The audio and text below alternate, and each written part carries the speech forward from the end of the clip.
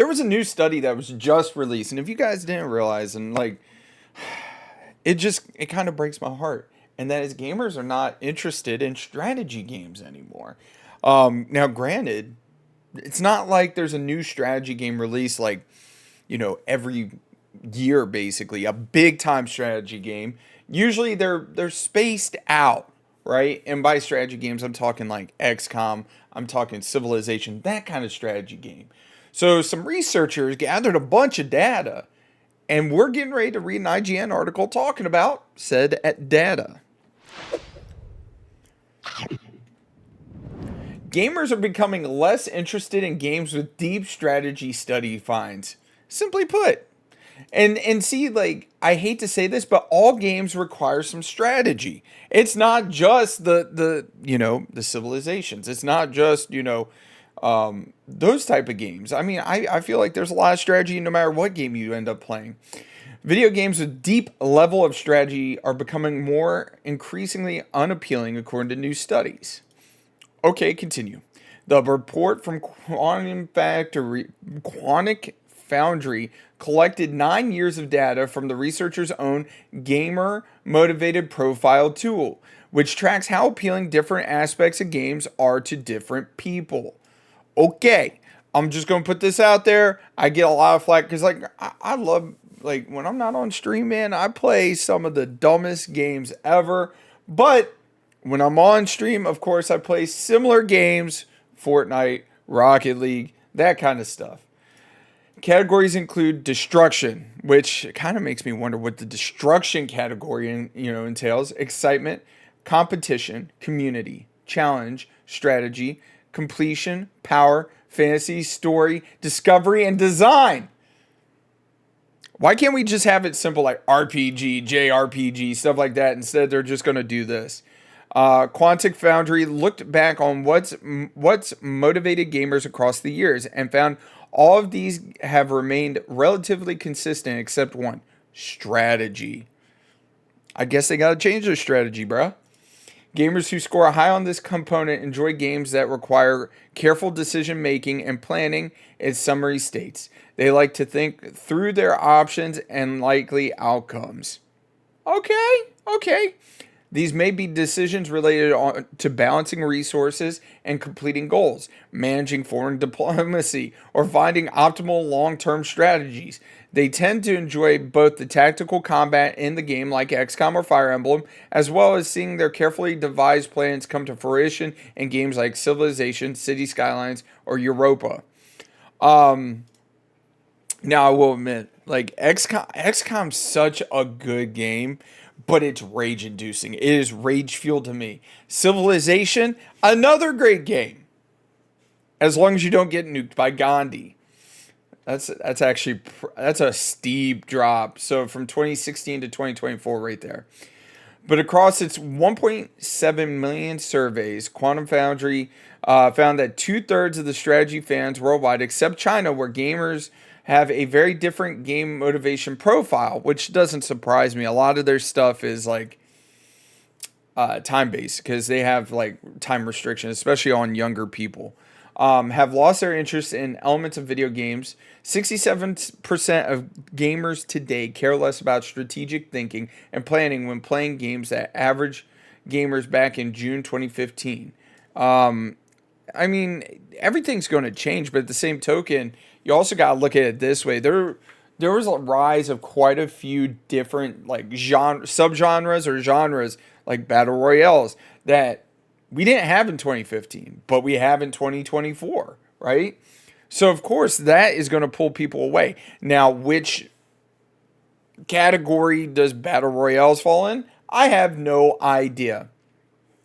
When we were looking for long term trends across the 12 motivations, we found that many motivations were stable or experimented minor deviations over the past 9 years.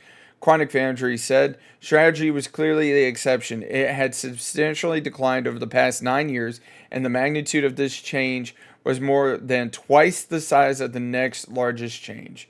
That is actually kind of mind boggling that the difference between one and two is that sizable of a change. The trend was analyzed by and couldn't find any distinct separation between, for example, men and women or gamers based in or out of the U.S. It was linked it was likened to other trends related to decrease in attention spans, like shorter YouTube videos, now generating more views and shorter lengths of time between cuts and films. But they've admitted it's difficult to pin down exactly cause and effect, and there's a lack of evidence to solely blame social media, as many do. Now, we'll admit, like the biggest one of the biggest things is like shorts do really well. Like I love creating long term, like long form formatted like videos like this where I can sit down, we could talk, and I could just be a talking head up here. But YouTube Shorts do extremely well. Um, Freaking TikTok does extremely well because you got that minute, 30 seconds, whatever, generate what you can, and get people eyes and get their attention. Where like nowadays, a perfect example of a strategy game would be Civilization, where I've sat down and I've played games of Civilization that have lasted days. And I mean days. And that's even with, and like, I thank God they did bring some balanced life crap with it that, allows you to speed stuff up. But it still takes like hours. You're looking at 8 to 12 hours easy to complete a game of Civilization. 67% of gamers today care less about strategic thinking and planning when playing games. Anyways, the likes of Facebook, X, TikTok, and other social media apps could have accelerated the underlying trend. However, another potential hypothesis is that the increasing negative polarization, intrusive, and emotional manipulation of social media has created a persistent cognitive overload on the finite cognitive resources we have. Bro, that is a lot. What are you trying to tell me? The increasing negative polarization, intrusive, and emotional manipulation in social media has created persistent cognitive overload. That sentence created persistent cognitive overload right there. They said, put simply, we may be too worn down by social media to think deeply about things. No, I mean, I don't think it's that. I do think that short form is much better if you find a way to like shorten a Civilization game instead of it being 8 to 12 hours for one game. You're definitely going to recapture people's like attention spans. But yeah, like I said, that fucking sentence, bro. Holy shit. Regardless of the cause, Quantum Foundry said that it's clear gamers have become less interested in strategic thinking over the past 9 years, which implies that gamers are now more easily cognitive overload when they play games and are more likely to avoid strategic complexity. I call bullshit on that one. I think that like games such as like Warzone, Fortnite, like the battle royales, there's definitely a strategic concept as to like where you're going to drop, how you're going to do stuff, building your loadout, yada yada yada. So there's of course going to be a whole bunch of strategic moves in there. Now, granted, it's not like a strategy game where you have to play it, make decisions, and then deal with the consequences. Because all you're going to do if you deal with the consequences is you're going to go back to the lobby. You're not going to sit there for the next 3 hours reeling over how you can attempt to salvage the game, if that makes any amount of sense. This trend may affect how developers create and market games through there are still plenty of strategy titles on the way. Sorry guys, I just woke up from a nap. Cape's a gritty turn-based strategy role-playing game about villains ruling the streets and a new batch of superheroes having to rise up. Launches just 1 week after this report was released on May 29, 2024. Wait, did I just run into like an ad for a game in like the last 2 paragraphs here? What the heck?